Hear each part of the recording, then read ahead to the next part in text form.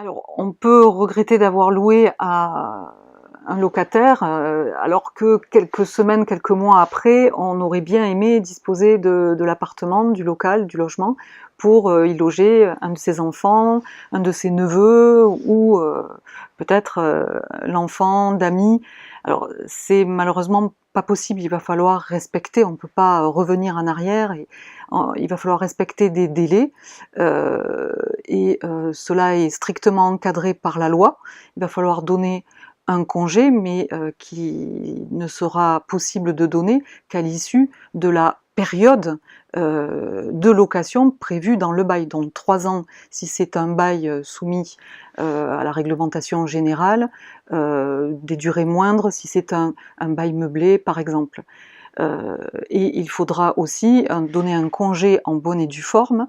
en visant quel est le motif de ce congé, et désigner la personne pour laquelle on veut obtenir la libération du logement. Et la loi n'autorise ce congé dans ce cas-là que pour loger des membres de sa famille, en tout cas à des degrés de parenté très resserrés. On ne peut pas donner congé pour loger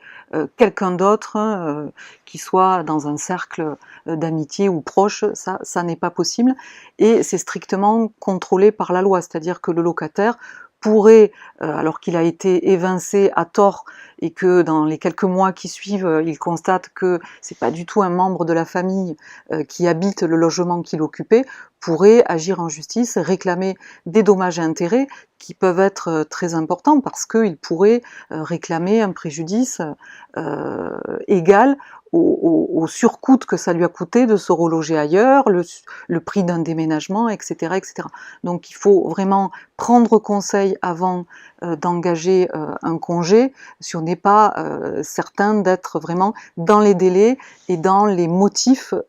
autorisés par la loi.